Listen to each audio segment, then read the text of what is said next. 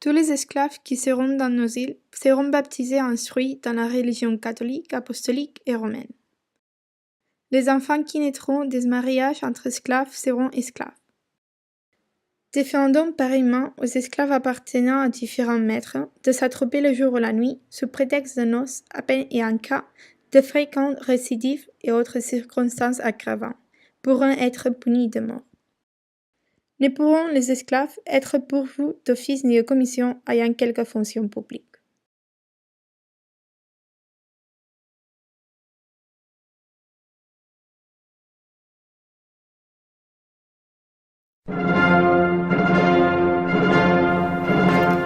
Les hommes naissent et demeurent libres et égaux en droit.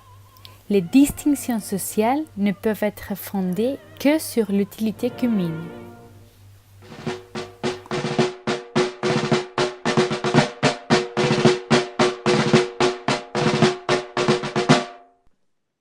Inspired by this declaration, the Haitian slaves start to demand their rights to be respected. On August 1791, in the northern part of Saint-Domingue, where the most extensive sugar plantations and the majority of the slaves were located, with scarcely 200 slaves, François Toussaint de Louverture managed to organize an army and spread the revolution against the French domination. The black rebels started to kill white Haitians they found and destroyed their properties.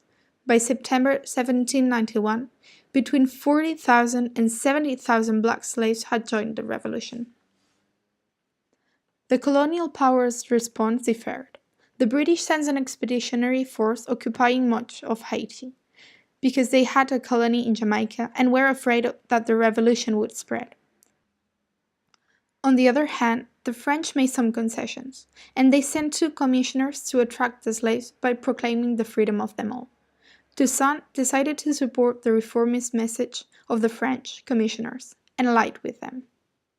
Toussaint leads an army of black, gens de couleur, and whites through many victories to expel the Spanish from the island, who are occupying 2/3.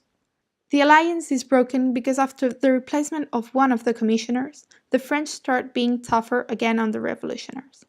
At the same time, Toussaint realizes that the French won't keep the slaves' freedom because their whole economy is based on slavery. Napoleon gets in power in France. He sends 40,000 soldiers to Haiti to regain the control of the island and restore slavery. Toussaint Louverture was captured and killed by the French. Thus, after seeing what had happened with Toussaint and the full restoration of slavery in the other French Caribbean colonies, the black slaves led by Jean-Jacques Dessalines initiated the last phase of the Haitian Revolution in 1802. Dessalines recognized the rebels' forces, and finally, their definitive victory was in the Battle of Béthier in 1803. The Napoleonic occupation army was destroyed. On January 1st, 1804, in the city of Gonesse, Dessalines proclaimed the independence of Saint-Domingue, restoring to the country the original Arawak name of Haiti.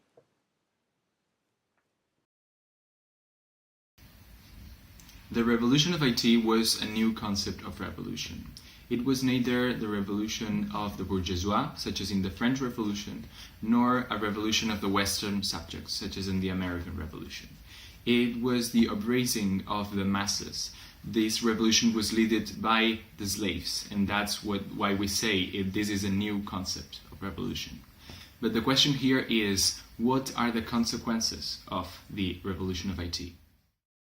It involved a vast degree of mass mobilization and brought a great degree of social and economic change. It was the world's first example of an emancipation by a slave society. The adoption of the Haitian Constitution in 1804 was a clear success in the fight for independence and end of domination in Latin America. For the first time, black slaves and native populations were able to adopt a legal text with clear anti-imperialist and revolutionary vision. This legal text became a point of reference for the Latin American revolutionary movements such as Cuba and Brazil.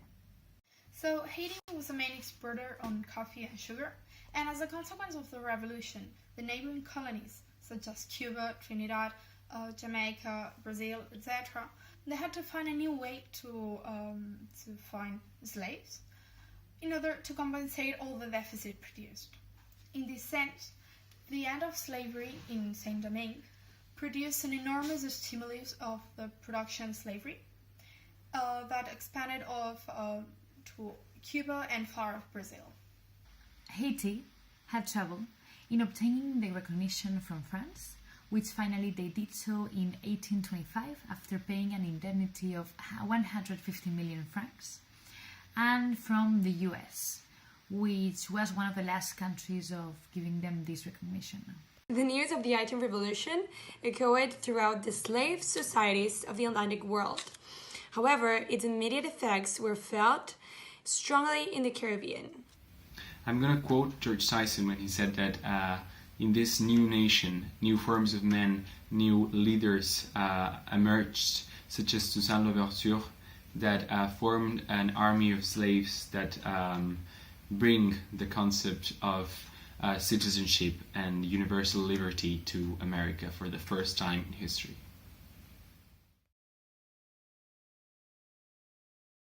Last night in my lonely cottage, a vision came to me, in which I saw the dawn of peace that came to set men free. I heard the trumpet's mighty blare, I saw the great war cease, and from the fields, all torn and bare, a cry went up for peace. The martial nations' gun had ceased, their drums beat soft and low, as off the blood-drenched field they marched, to battle nevermore.